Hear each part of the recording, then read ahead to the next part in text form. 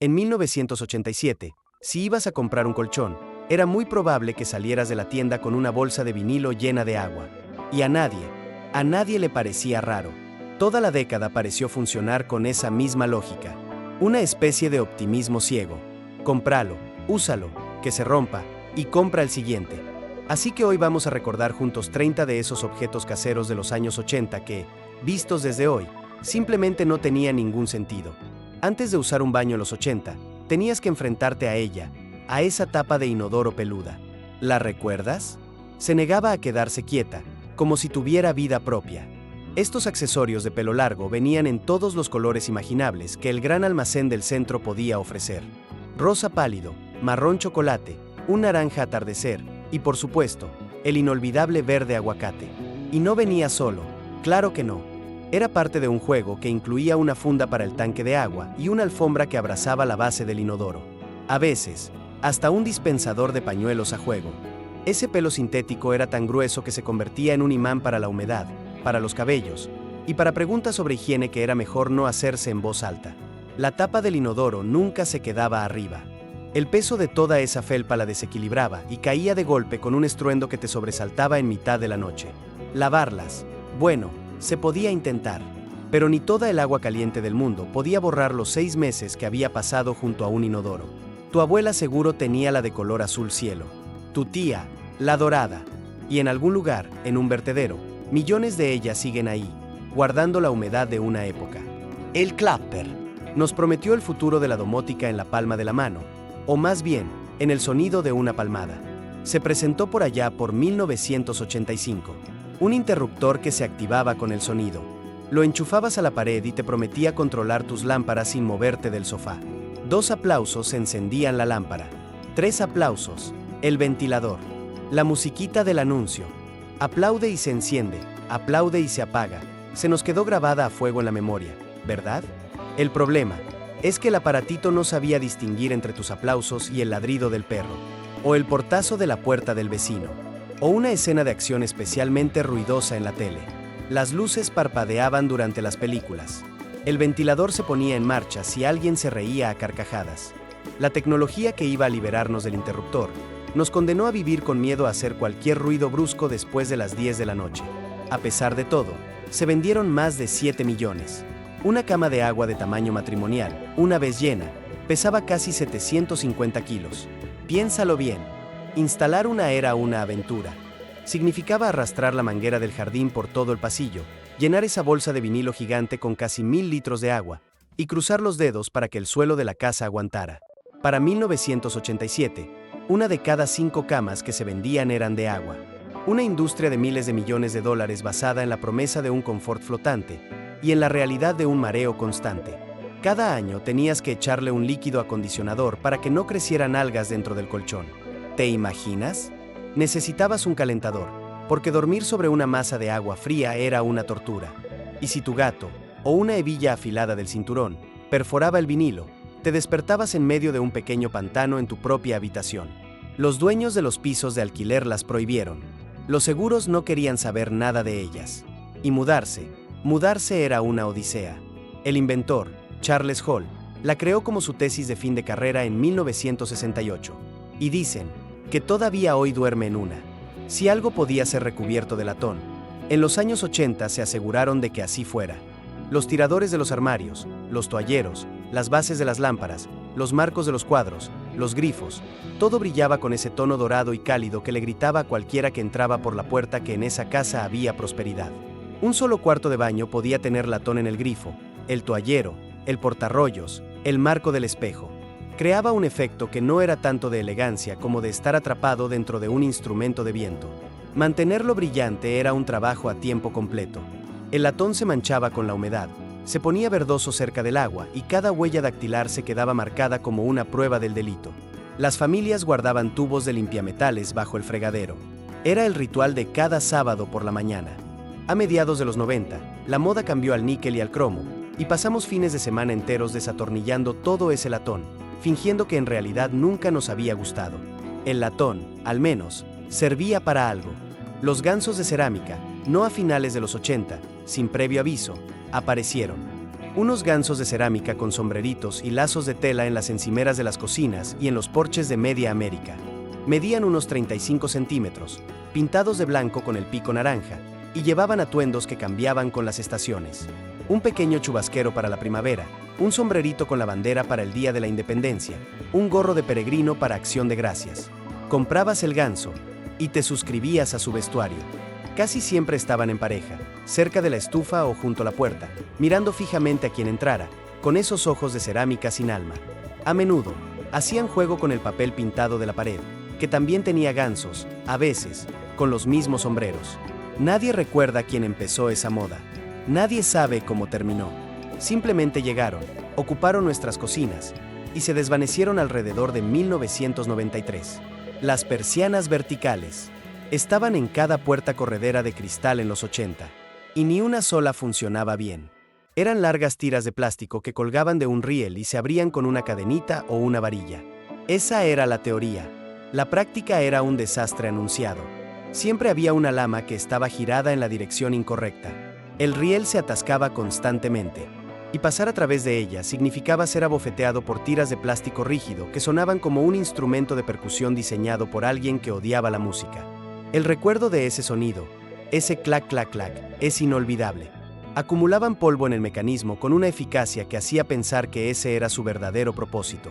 Abrirlas por completo requería una técnica especial que nadie dominaba. Algunos tiraban de la cadena, otros de la varilla, y la mayoría terminaba apartándolas con la mano, doblando varias para siempre. Las lamas de repuesto nunca eran del mismo tono, porque el plástico amarilleaba con el sol a ritmos diferentes.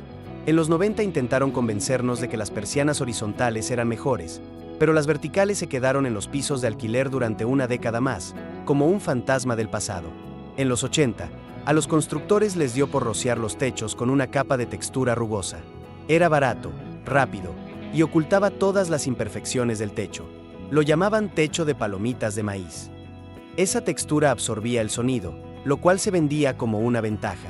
También absorbía el humo de los cigarrillos, la grasa de la cocina y el polvo, lo cual nadie mencionaba. Claro, si se te ocurría tocarlo, caían pequeños trozos blancos que iban a parar a tus ojos, a tu pelo o a tu plato de comida. Pintarlo era una misión imposible. Y quitarlo requería espátulas, plásticos por toda la casa y un lenguaje que no querías que tus hijos escucharan. Las casas construidas antes de 1980 a menudo contenían amianto en esa mezcla, convirtiendo una molestia estética en un verdadero riesgo para la salud. Millones de casas todavía lo tienen, y millones de dueños siguen fingiendo que no lo ven. Hacer una pausa para recordar estas cosas nos conecta con una época que fue nuestra. Aquí, en Secretos de nuestra época, nos dedicamos a eso, a abrir el baúl de los recuerdos. Si te gusta lo que ves, ¿por qué no te suscribes? Nos ayudas a seguir contando estas historias. Hacia 1984, a alguien se le ocurrió que una tira de papel estampado en la parte de arriba de la pared haría que cualquier habitación pareciera más elegante. Las cenefas de papel pintado se extendieron por nuestras casas como un virus decorativo. Las cocinas tenían cenefas de frutas. Los baños, de conchas marinas y anclas. Las habitaciones de los niños, de ositos de peluche. ¿Te acuerdas? Y los salones, de enredaderas de hiedra que no engañaban a nadie. Ponerlas requería un cubo de agua, una brocha y una paciencia infinita para que quedaran rectas. A las pocas semanas, las esquinas empezaban a despegarse. Las juntas se separaban. El pegamento dejaba burbujas y la pared parecía tener ampollas. Pero quitarlas años después era mucho peor. El adhesivo se fusionaba con la pintura, y al arrancar la cenefa te llevabas la pared entera, dejando una franja irregular de yeso a la vista por toda la habitación. Se suponía que eran la personalidad del papel pintado sin el compromiso, pero al final, eran todo el compromiso, sin la personalidad. Empezó como un cuenco de flores secas, y terminó siendo un montón de virutas de madera teñidas con productos químicos y empapadas en una fragancia sintética. El pot-pourri estaba en todas partes. Para 1986, vendían pot-pourri para calentar a fuego lento en la estufa, llenando la cocina con un olor que se suponía que era canela, pero que a menudo olía a una fábrica de velas ardiendo. Incluso lanzaron un calentador eléctrico específico para pot-pourri, un pequeño aparato de cerámica que mantenía la mezcla caliente. Los trozos de madera teñida se parecían tanto a caramelos que las manos de los niños siempre acababan dentro del cuenco. Nadie supo nunca qué problema resolvía el pot-pourri. Las casas no olían mal antes. Simplemente no olían, como si una tienda de manualidades hubiera explotado en el salón. Y por alguna razón, en los 80, eso parecía inaceptable. De todas las decisiones de diseño que se tomaron en los 80, poner moqueta en el cuarto de baño fue, sin duda, la que peor ha envejecido. Se sentía suave y cálida bajo los pies, sí, pero era absolutamente incapaz de lidiar con lo único que un baño produce en abundancia, la humedad. La moqueta rodeaba el inodoro, se metía bajo la ducha, y en las casas más atrevidas, subía por el lateral de la bañera. Cada salpicadura se absorbía, el vapor se condensaba, y la base de la moqueta se convertía en un paraíso para el moho. No lo veías, pero con el tiempo, lo olías. Una dulzura húmeda que ningún ambientador podía disimular. Limpiarla significaba meter la aspiradora en el baño, lo que se sentía menos como una tarea doméstica y más como una rendición. Y los colores, verde menta, melocotón, azul cielo, mostraban cada mancha de agua como un trofeo. Había baldosas, había linóleo, toda la historia de los suelos impermeables estaba a nuestra disposición. Y aún así, elegimos la moqueta. Si la moqueta del baño fue un fracaso silencioso, el Flaube fue uno muy ruidoso. Literalmente. En 1988, un carpintero de San Diego llamado Rick Hans empezó a anunciarlo en la teletienda. Un aparato para cortar el pelo que se conectaba a la aspiradora de casa. La máquina succionaba el pelo, lo pasaba por unas cuchillas y depositaba los restos en la bolsa de la aspiradora. Sin desorden, sin peluquero y sin dignidad. Hans lo había patentado un año antes, después de hacer demostraciones en ferias donde los voluntarios se dejaban cortar un lado de la cabeza con tijeras y el otro con el Flaube. El ruido era ensordecedor, como estar dentro de un hangar de aviones. Las grandes marcas lo rechazaron. Las peluquerías se negaron a venderlo. Pero para el año 2000, se habían vendido 2 millones de unidades. George Clooney admitió hace poco que había usado uno durante más de 20 años. Ron Popeil odiaba los huevos revueltos mal mezclados. Y en lugar de usar un tenedor como el resto de los mortales, inventó una máquina para solucionarlo, desde dentro de la cáscara. El revolvedor de huevos Ronco funcionaba perforando el huevo crudo con una fina aguja motorizada que giraba a toda velocidad, mezclando la yema y la clara antes de romper la cáscara. El resultado era un huevo duro de un color amarillo perfectamente uniforme. Sin vetas, sin sorpresas. Una revista lo clasificó como uno de los 100 mejores inventos de la historia. El aparato necesitaba pilas, un pulso firme y una paciencia que la mayoría no teníamos por la mañana. Un tenedor y un bol hacían lo mismo en 4 segundos. A Popeil no le importaba. Había identificado un problema que solo existía en su cabeza y nos vendió la solución a millones. Cada día de Acción de Gracias en los 80, el padre de alguien se ponía al frente de la mesa, sosteniendo un cuchillo eléctrico que zumbaba como una pequeña motosierra. Las grandes marcas vendieron millones de estos cuchillos motorizados, presentándolos como la forma moderna de cortar el pavó. La realidad era un aparato vibrador de 2 hojas que rociaba grasa caliente por todo el mantel y producía lonchas que parecían cortadas durante un terremoto. El ruido, ese zumbido agudo y mecánico, hacía imposible cualquier conversación hasta que el pavó estuviera completamente desmembrado. Limpiarlo era una pesadilla. Las hojas se soltaban, pero el mango no se abría, dejando un hueco donde la grasa se solidificaba para siempre. La mayoría de las familias lo usaban una vez al año, y pasaban 20 minutos cada mañana de Acción de Gracias intentando recordar en qué cajón lo habían guardado. Pero espere, aún hay más. Esas 5 palabras vendieron más cuchillos baratos en los 80 de lo que nadie podría haber imaginado. Los cuchillos Ginsu no eran japoneses. Se fabricaban en Ohio. Los anuncios de la teletienda eran obras maestras del absurdo. Un cuchillo cortando una lata, luego un zapato, luego una manguera, y aún así, cortando un tomate en rodajas finísimas.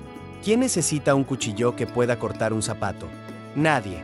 Pero las imágenes impactantes y la promesa de un juego de cuchillos para carne gratis si llamabas en los siguientes 10 minutos, movieron millones de dólares. Los cuchillos no estaban mal para lo que costaban, pero no eran especiales. El verdadero producto era el marketing. Los cuchillos Ginsu, al menos, cortaban. El color malva no hacía nada. Solo existir. Estaba en cada superficie de las casas durante una década entera. Ese rosa violáceo y polvoriento.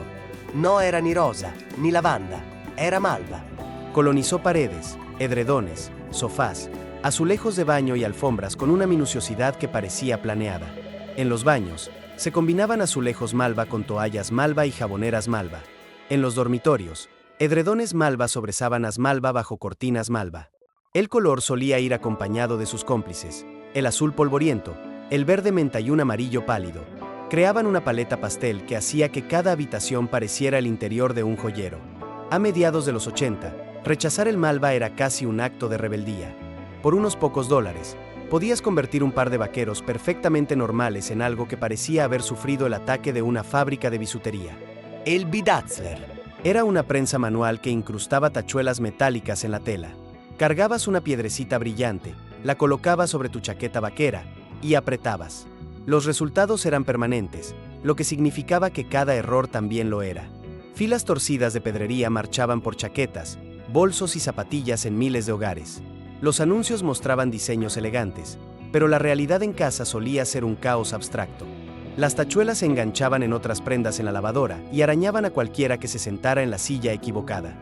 Y lo más increíble, todavía se vende hoy en día. Una gran empresa de patatas decidió que las patatas fritas congeladas no eran lo suficientemente cómodas y creó Micro Magic, una línea de comida rápida para microondas. Las patatas fritas venían en una funda que supuestamente las dejaría crujientes.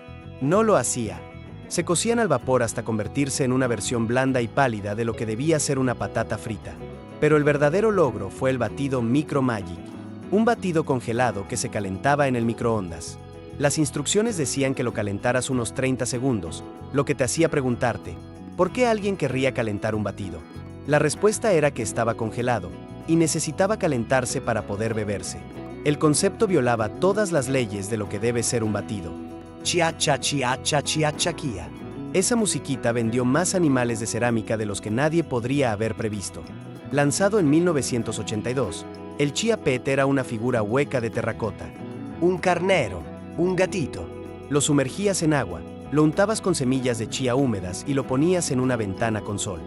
Durante las siguientes 2 semanas, las semillas germinaban, formando un pelaje verde e irregular que se suponía que parecía un abrigo, pero que generalmente parecía moho. El crecimiento nunca era uniforme. Un lado florecía mientras que el otro permanecía calvo, dándole al animal el aspecto de tener una grave enfermedad de la piel. Si lo regabas demasiado, salía un hongo blanco. Si lo regabas poco, no salía nada. Y aún así, se vendieron millones. Entrabas en cualquier cocina de los 80 y allí estaban, colgados en la pared junto a la estufa, el tenedor y la cuchara gigantes, generalmente de casi 1 metro de largo, tallados en madera. No servían para nada. No podías usarlos para cocinar ni para servir. Eran puramente decorativos. Una palabra muy generosa para describir objetos que parecían sacados de la cena de unos gigantes. Colgaban de un clavo, acumulando la grasa de la cocina, el polvo y las miradas de perplejidad de las visitas. Nadie recuerda haberlos comprado. Simplemente aparecían con la casa. A menudo, venían acompañados de una estantería de madera a juego con ollas de cobre que tampoco se usaban nunca. El tenedor y la cuchara gigantes decían, esto es una cocina, por si el horno y el frigorífico dejaban alguna duda.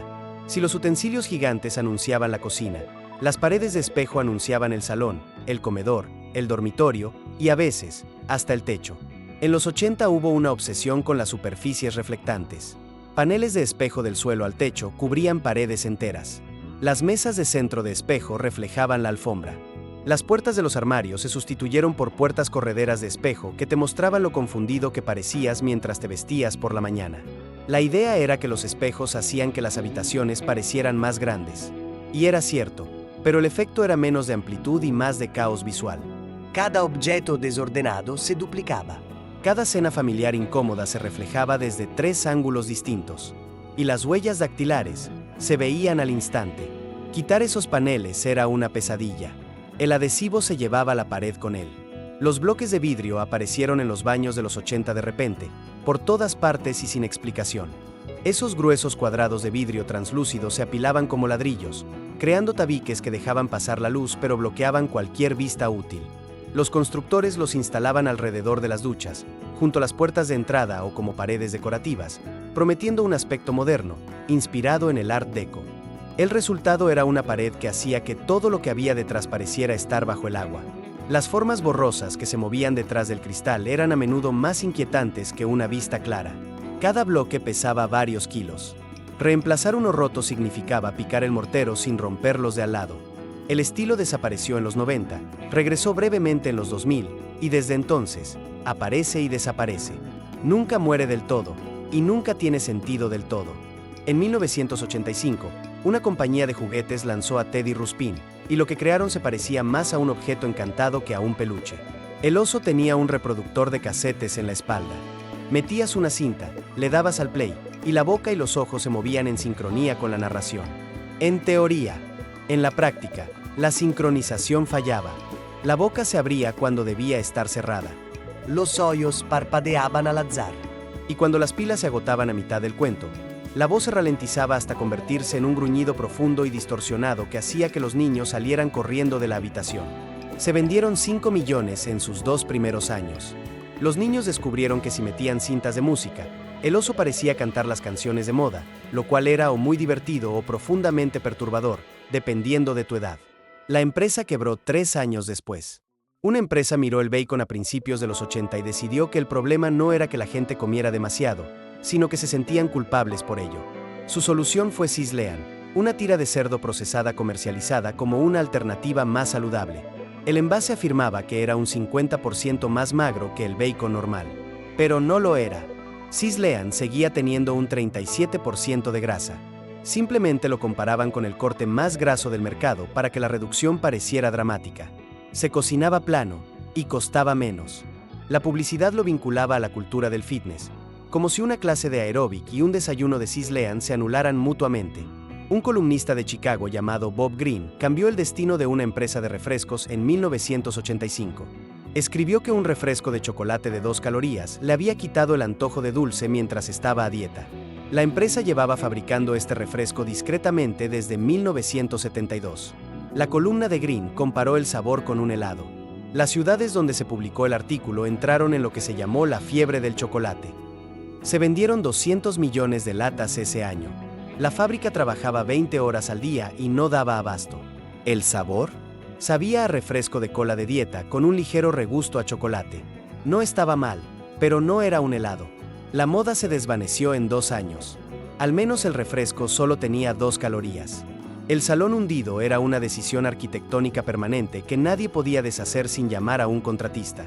Popular desde finales de los 60 hasta mediados de los 80, el foso de conversación era una sección hundida del suelo, generalmente 2 o 3 escalones más abajo, alfombrado con moqueta de pelo largo y rodeado de asientos empotrados.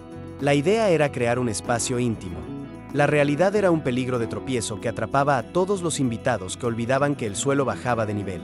Llevar bebidas por los escalones era una lotería. Mover los muebles, imposible. Y aspirar esa alfombra hundida era un ejercicio de geometría. El hueco acumulaba migas, polvo y algún que otro niño pequeño que entraba y no sabía cómo volver a subir. Ron Popeil creía que el hombre americano debía estar listo para pescar en cualquier momento. Y en los 70, creó el Pocket Fisherman para hacerlo posible. Era una caña de pescar plegable que se encogía hasta el tamaño de una linterna grande, lo suficientemente pequeña como para caber en la guantera del coche o en un bolsillo. Los anuncios mostraban a hombres de negocios con traje, parando en una carretera para lanzar el sedal a un arroyo, como si la pesca espontánea fuera una necesidad diaria. La caña era débil y solo servía para peces pequeños. No importó. Popeil vendió más de 2 millones de unidades apelando a esa fantasía. La fantasía de que la aventura podía ser compacta, portátil y estar siempre a nuestro alcance. Un transmisor de FM barato con forma de micrófono.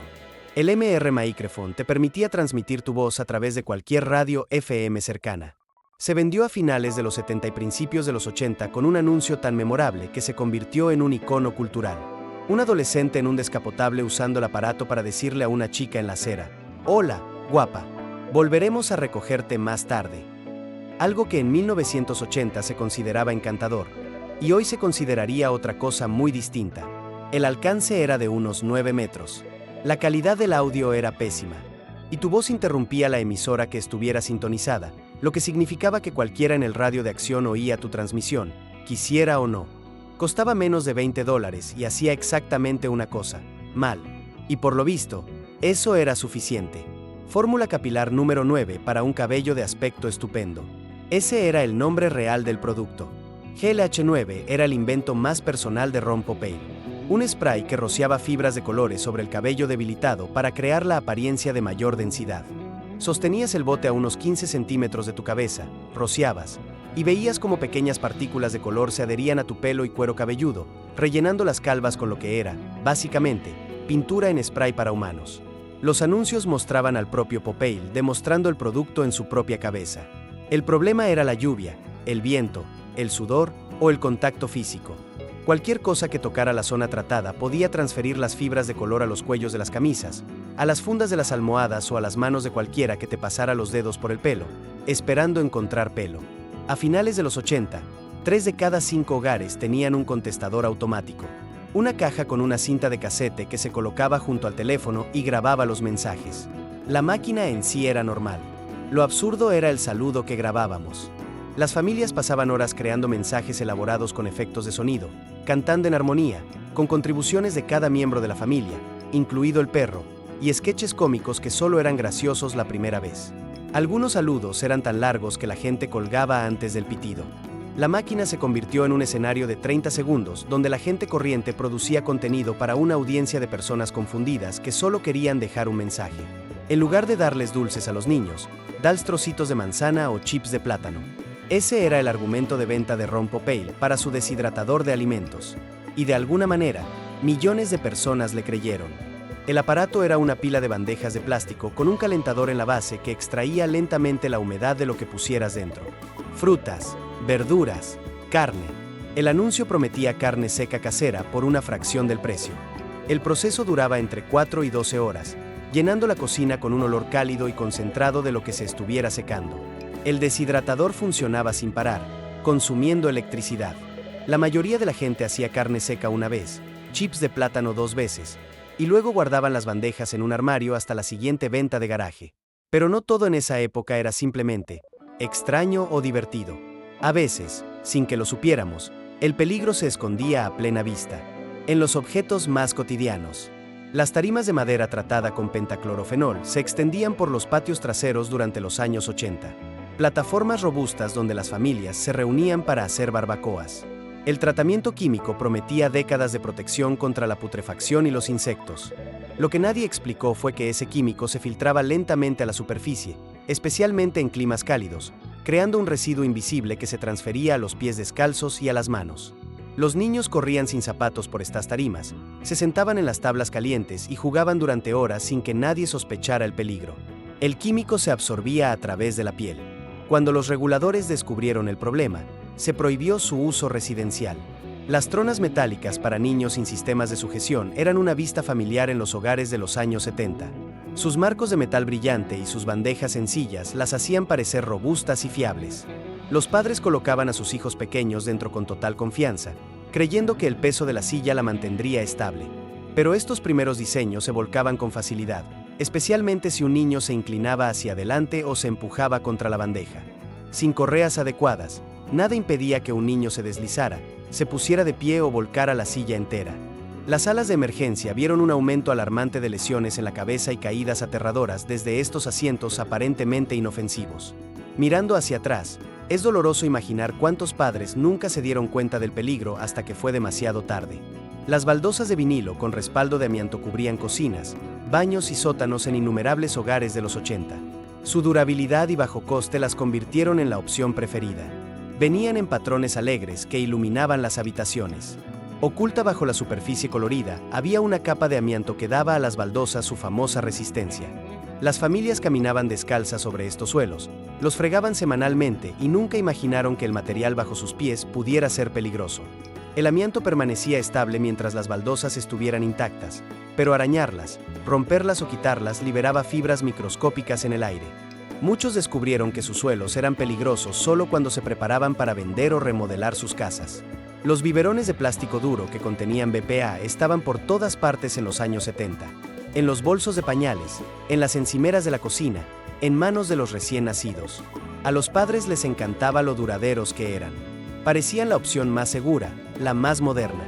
Pero dentro de ese plástico resistente había una sustancia química que se filtraba lentamente en la leche caliente, especialmente al calentarla. Esa sustancia era el BPA, y los investigadores descubrirían más tarde que incluso trazas diminutas podían interferir con las hormonas de los bebés. Lo que lo hace aún peor es que los padres de entonces creían sinceramente que estaban haciendo lo correcto. Confiaban en el envase, en la ciencia y en las tiendas que los vendían por millones. Las barreras antitermitas empapadas en clordano se instalaban bajo los cimientos durante los años 80 como la defensa definitiva. Las empresas de control de plagas prometían décadas de protección. Lo que nadie explicó es que el clordano no se queda bajo tierra. Migra lentamente hacia arriba a través de grietas en el hormigón y huecos alrededor de las tuberías. Las familias vivían sobre estas piscinas químicas durante años, respirando vapores que se acumulaban en el interior de las casas. Los niños jugaban en alfombras directamente sobre el suelo tratado. Cuando los investigadores vincularon la exposición al clordano con daños neurológicos y riesgos de cáncer, los reguladores lo prohibieron por completo para uso residencial. Las bandejas de hielo chapadas en cadmio parecían elegantes y modernas en las cocinas de los 70. El metal congelaba el agua rápidamente y los cubitos salían con facilidad. Pero el acabado plateado y liso que las hacía parecer tan refinadas provenía del cadmio, un metal pesado que se desprendía lentamente y se mezclaba con el hielo. La gente ponía estos cubitos contaminados en las bebidas de los niños, en jarras de té helado, en poncheras para las fiestas, y nunca sospechó nada. Con el tiempo, los investigadores descubrieron que el cadmio podía dañar los riñones y debilitar los huesos.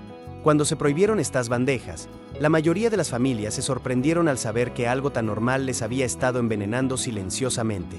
El cemento de caucho a base de benceno era un elemento básico en las salas de manualidades y oficinas en casa durante los años 80.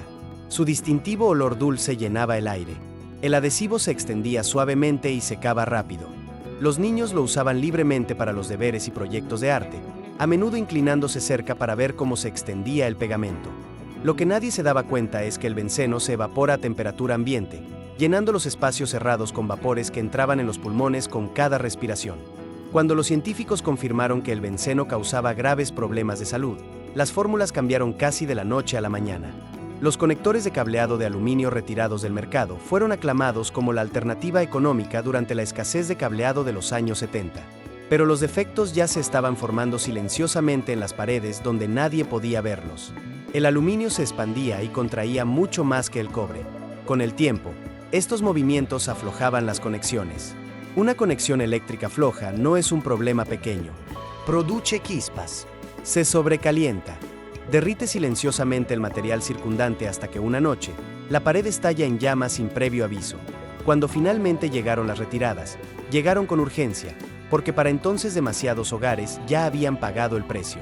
Las lámparas solares de vapor de mercurio para bronceado colgaban en baños y dormitorios durante los años 80. Prometían una piel bronceada todo el año sin costosas visitas al salón. La gente se paraba debajo de estas lámparas durante minutos, exponiendo sus rostros y cuerpos a una radiación ultravioleta que podían sentir calentando su piel. Lo que nadie entendía es que estas lámparas producían una radiación UV intensa que excedía con creces los límites seguros. Cuando los investigadores documentaron los peligros, muchos modelos fueron retirados de las tiendas por completo. Los envoltorios de plástico que contenían PVC y DEA se consideraban una de las máximas comodidades en una cocina de los años 70. Estirabas la hoja arrugada del rollo, la colocabas sobre las sobras y confiabas en que mantendría los alimentos frescos. Lo que nadie sabía es que el calor hacía que los productos químicos del interior del envoltorio migraran directamente a los alimentos que había debajo. Las familias consumían esos productos químicos a diario sin saberlo, creyendo que estaban protegiendo sus alimentos en lugar de contaminarlos. Una vez que la investigación reveló que estos compuestos eran disruptores endocrinos y posibles carcinógenos, los gobiernos se apresuraron a prohibirlos. Los armarios de cocina de madera contrachapada tratada con formaldehído revestían las paredes de innumerables hogares en los años 80. El pegamento que mantenía unidas las capas de madera contenía resinas de formaldehído que se curaban lentamente durante meses, liberando un gas invisible en las cocinas. La gente cocinaba, desayunaba y ayudaba a los niños con los deberes mientras respiraba vapores que no podían oler a bajas concentraciones. Algunas familias notaron dolores de cabeza, ojos irritados o tos persistente sin conectar los síntomas con sus nuevos armarios. Cuando los investigadores publicaron sus hallazgos, los reguladores establecieron límites estrictos a las emisiones de formaldehído. Los cojines de poliuretano sin barreras ignífugas eran el corazón blando de casi todos los sofás y sillones de los años 70. Los muebles parecían acogedores y perfectamente inofensivos. Pero dentro de los cojines había una bomba de tiempo. La espuma era increíblemente inflamable y ardía más caliente y más rápido de lo que la mayoría de la gente podía imaginar. Bastaba un cigarrillo caído, una chispa de la chimenea o un niño jugando demasiado cerca de una lámpara para que todo el cojín estallara en llamas. Los bomberos empezaron a informar del mismo patrón horrible en casa tras casa. Los gobiernos intervinieron y exigieron barreras resistentes al fuego, pero solo después de demasiados desastres evitables. Los ambientadores en aerosol con fluorocarbonos estaban en los estantes de los baños y las encimeras de las cocinas durante los años 80. Su silbido se hizo familiar, seguido de nubes de niebla perfumada que se posaban en cada superficie. Lo que nadie entendía es que los clorofluorocarbonos se desplazaban hacia arriba en la atmósfera, dañando finalmente la capa de ozono. Más cerca de casa, los propelentes irritaban los pulmones, especialmente en baños pequeños con poca ventilación. Cuando los científicos descubrieron la catástrofe medioambiental, las prohibiciones llegaron rápidamente. Los decapantes de pintura con cloruro de metileno eran la respuesta para los trabajos de pintura difíciles. Y cualquiera que se enfrentara a una renovación en casa en los 70 probablemente tenía una lata en el garaje. Funcionaba rápido, pero las etiquetas de advertencia eran vagas y los riesgos eran mucho peores de lo que nadie imaginaba. El cloruro de metileno se convierte en monóxido de carbono dentro del cuerpo, y en espacios cerrados, puede matar en cuestión de minutos. Mucha gente lo aplicaba en sótanos, baños o cobertizos sin ventilación alguna. Se arrodillaban, respiraban hondo sin pensar y se desmayaban antes de entender lo que estaba pasando. Los balastos de las luces fluorescentes, llenos de bifenilos policlorados, zumbaban silenciosamente en los techos durante los años 80. El aceite de PCB en su interior ayudaba a disipar el calor y a prevenir incendios. Pero cuando los balastos envejecían y se sobrecalentaban, a menudo goteaban, dejando un residuo aceitoso en las superficies de abajo.